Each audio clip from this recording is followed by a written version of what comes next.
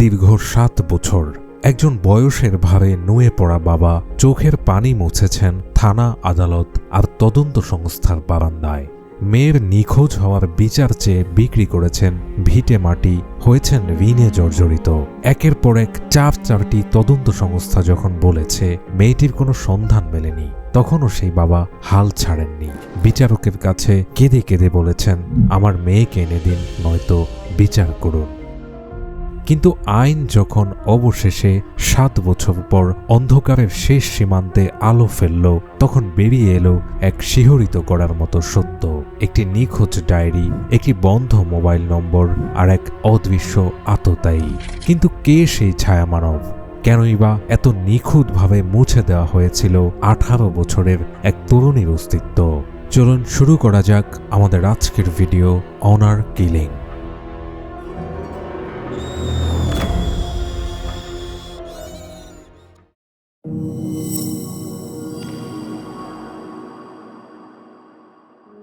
টাঙ্গাইল জেলার কালিহাতী উপজেলার ঘড়িয়া পশ্চিমপাড়া গ্রামের বাসিন্দা পারুল আক্তার ও একই গ্রামের নাসির পরস্পরকে পছন্দ করতেন দীর্ঘদিন থেকেই।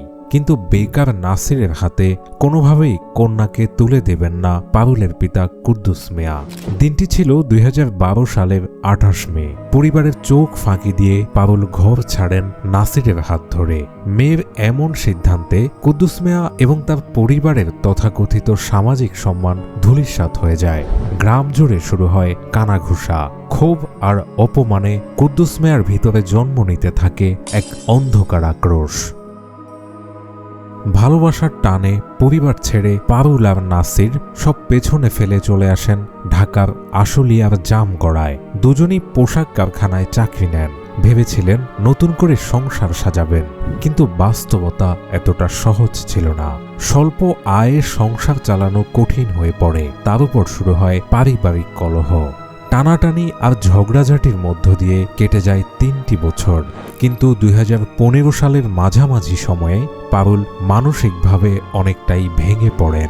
তিনি চাইছিলেন এই অশান্তি থেকে মুক্তি পেতে, ফিরে যেতে নিজের শেকড়ে। 2015 সালের জুলাই মাস। পরিবার ছেড়ে আসার দীর্ঘ 3 বছরের বেশি সময় পর পারুল যোগাযোগ করেন তার বাবা কুদ্দুস মিয়ার সঙ্গে।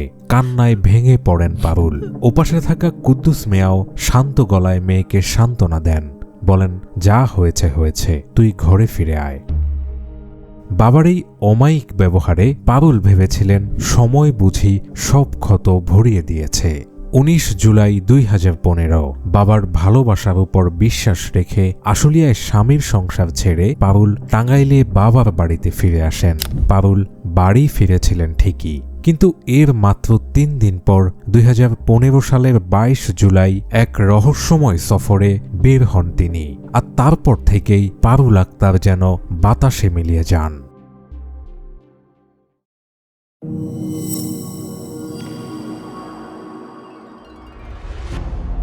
পারুল কোথায়? এই প্রশ্নের উত্তর খুঁজতে শুরু হয় এক নজিরবিহীন আইনি লড়াই। পারুল নিখোঁজ হওয়ার পর তার বাবা কুদ্দুস মিয়া সোজা আদালতে গিয়ে মামলা করেন। আসামি করেন জামাতা নাসির উদ্দিনকে। অভিযোগ করেন সংসার ছেড়ে চলে আসায় স্বামী নাসিরই পারুলকে লুকিয়ে রেখেছে কিংবা গুম করেছে। এদিকে স্ত্রী সংসার ছেড়ে যাওয়ার পর তার সাথে কোনো ধরনের যোগাযোগ করতে না পেরে আশুলিয়া থানায় একটি জিডি করেন পারুলের স্বামী নাসির। দুটো মামলায় নিখোঁজ একই মানুষ, অথচ প্রেক্ষাপট ভিন্ন।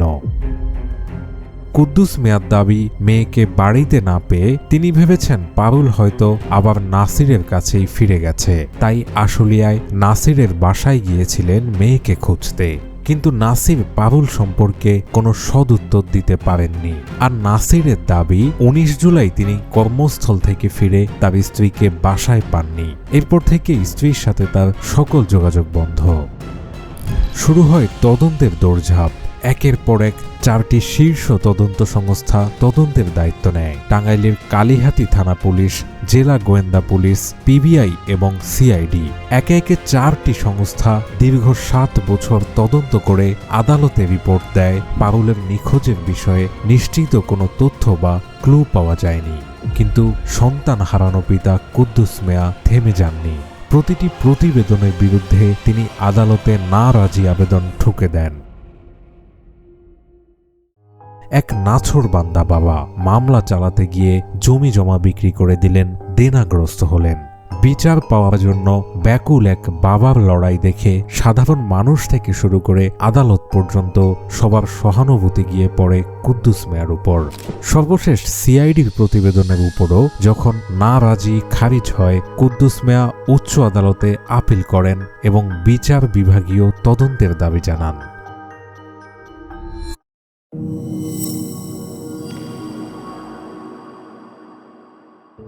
সাল ২০২২ আদালতের নির্দেশে মামলাটির নতুন করে তদন্তের দায়িত্ব দেয়া হয় ঢাকা জেলা পিবিআইকে। পিবিআই কর্মকর্তারা এবার বাবার অভিযোগের বাইরে গিয়ে একটু অন্যভাবে চিন্তা করতে শুরু করেন। পিবিআই কর্মকর্তারা একটি বিষয় খেয়াল করেন। পারুল নিখোঁজ হওয়ার পরপরই তার স্বামী নাসিরের করা জিডিতে পারুলের একটি পুরনো মোবাইল নম্বর উল্লেখ ছিল। পিবিআই সেই নম্বরটির কল ডিটেইল রেকর্ড শুরু করেন। আর তখনই পিবিআইয়ের চোখে পড়ে একটি অদ্ভুত বিষয়। দেখা যায় ২০১৫ সালের জুলাইয়ে স্বামীর ঘর ছাড়ার ঠিক আগ মুহূর্তে পারুল শেষ যেই নম্বরটিতে ঘন ঘন কথা বলেছিলেন সেটি ব্যবহার করতেন স্বয়ং পারুলেরই বাবা কুদ্দুস মিয়া। কিন্তু পারুল নিখোঁজ হওয়ার ঠিক পরপরই ওই নম্বরটি চিরতরে বন্ধ হয়ে যায়। ৭.৫ বছর পর পিবিআই যখন নম্বরটি ট্রেস করে তখন দেখা যায় নম্বরটি চালু আছে রংপুরের এক গার্মেন্টস কর্মীর কাছে। পিবিআই টিম রংপুরে ছুটে যায়, কিন্তু জানা যায় দীর্ঘদিন বন্ধ থাকায় সিম কোম্পানি নম্বরটি রিসাইকেল করে ওই পোশাক কর্মীর কাছে পুনরায় বিক্রি করেছে। ফলে নাম্বারটি যে পূর্বে কুদ্দুস মিয়াই ব্যবহার করতেন এটি প্রমাণ করা একটি জটিল বিষয় হয়ে দাঁড়ায়। নম্বরটি যে কুদ্দুস মিয়ারই ছিল তা প্রমাণের জন্য পিবিআই এক অভিনব কৌশল নেয়। পারুলের পরিবারের ২২ জন সদস্যকে একে একে মুখোমুখি তলব করে জিজ্ঞাসাবাদ করা হয়। অবশেষে পরিবারের সদস্যরা স্বীকার করতে বাধ্য হন, হ্যাঁ, ২০১৫ সালের আগে কুদ্দুস মিয়াই ব্যবহার করতেন সেই নম্বরটি।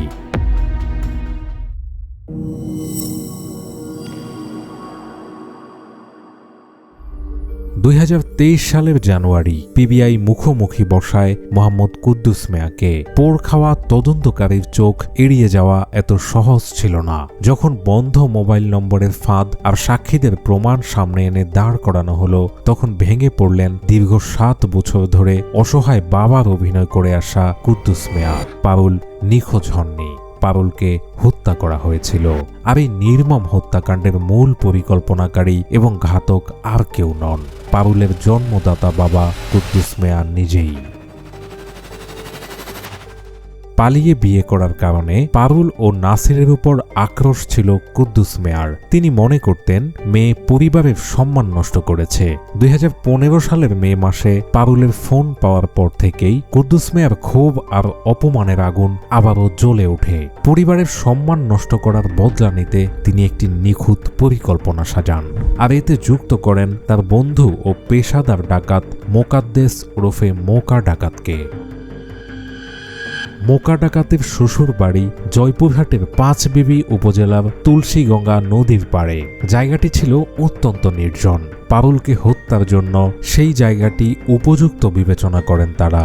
২২ জুলাই ২০১৫ কুদ্দুস মিয়া মেয়েকে জানান, নাসিরের সাথে তোর ভবিষ্যৎ নেই। জয়পুরহাটে এক ভালো ছেলের সন্ধান পেয়েছি, তোকে বিয়ে দেব। সরল বিশ্বাসে ২২ জুলাই বাবার হাত ধরে জয়পুরহাটের উদ্দেশ্যে রওনা হন পারুল। বিয়ে দেওয়ার মিথ্যে আশ্বাস দিয়ে কুদ্দুস মিয়া পারুলকে নিয়ে যান সেই তুলসীগঙ্গা নদীর পাড়ে, আর সেখানে তাদের সাথে যুক্ত হন মোকা ডাকাত।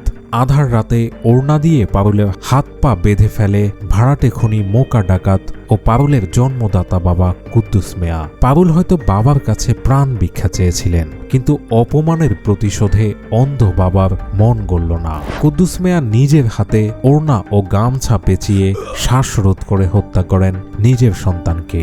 এরপর পারুলের নিথর দেহটি ভাসিয়ে দেয়া হয় তুলসীগঙ্গা নদীর স্রোতে। আর সেই রাতেই টাঙ্গাইলে ফিরে এসে তিনি সাজান জামাতা নাসিরকে ফাঁসানোর আর নিজেকে নির্দোষ দেখানোর এক মাস্টার প্ল্যান। আর তার পরদিনই আদালতে গিয়ে নাসিরের বিরুদ্ধে কন্যা হারানোর মামলা দায়ের করেন। স্বীকারোক্তি তো মিলল, কিন্তু পারুলের মরদেহ কোথায়? কুদ্দুস মিয়ার দেয়া তথ্যের ভিত্তিতে পিবিআই কর্মকর্তারা ছুটে যান জয়পুরহাটের 5 বিবি থানায়। থানার পুরনো ফাইল ঘেঁটে দেখা যায়, পারুলকে হত্যার ঠিক পরদিন 2015 সালের 23 জুলাই তুলসীগঙ্গা নদী থেকে এক অজ্ঞাতনামা তরুণীর গলিত লাশ উদ্ধার করেছিল পুলিশ। পরিচয় না পাওয়ায় 2019 সালে সেই মামলার কাজ স্থগিত হয়ে যায়। বরগুনা জেলা পিবিআই তাৎক্ষণিকভাবে 5 বিবি থানার সেই অজ্ঞাত পরিচয় লাশ উদ্ধারের মামলাটি পুনর্জীবিত করার আবেদন জানায়। আঞ্জুমানে মফিদুল ইসলামের মাধ্যমে অজ্ঞাত পরিচয়ে দাফন হওয়া মরদেহের ডিএনএ নমুনা আর পারুলের বাবার ডিএনএ পরীক্ষা করা হয়। উত্তর আসে হ্যাঁ, সেই অজ্ঞাতনামা তরুণী আর কেউ নয়, তিনি পারুল আক্তার। যে জামাতাকে ফাঁসাতে কুদ্দুস মিয়া 7 বছর ধরে আইনের সঙ্গে ছিনিমিনি খেলেছেন, সেই নাসির উদ্দিনকে সম্পূর্ণ নির্দোষ ঘোষণা করে মামলা থেকে অব্যাহতি দেওয়া হয়। আর 2023 সালের জানুয়ারিতে গ্রেফতার হন কুদ্দুস মিয়া ও তার সহযোগী মোকা ডাকাত। আদালতে নিজেদের অপরাধ স্বীকার করে জবানবন্দি দেন এই ঘাতক বাবা।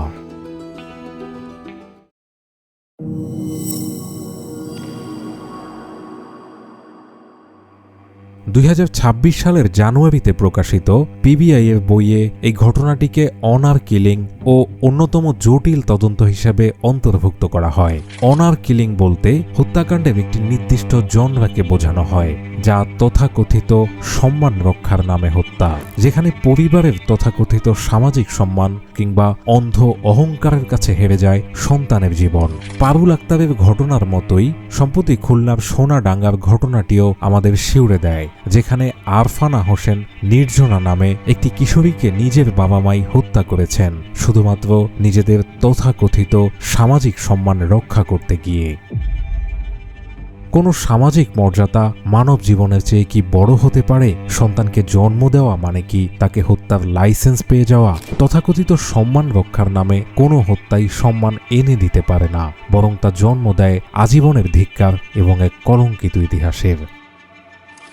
অপরাধী যত চতুরই হোক, সত্যের মুখ ঢেকে রাখা যায় না। পারুলের বাবা কুদ্দুস মিয়া 7 বছর আইনকে বোকা বানিয়ে রেখেছিলেন, কিন্তু প্রকৃতির নিজস্ব বিচার আর আইনের চোখকে তিনি এড়াতে পারেননি। সন্তানের প্রতি অন্ধ আক্রোশ আর মিথ্যে সম্মানের এই অন্ধকার মোহ থেকে সমাজ মুক্ত হোক। কোনো পারুল বা নির্জনাকে যেন আর নিজের আপনজনের হাত থেকেই প্রাণ হারাতে না হয়। ভালোবাসা ও মনুষ্যত্ব রক্ষা পাক। তথাকথিত কৃত্রিম সম্মানের চেয়ে মানুষের জীবন বড় হোক।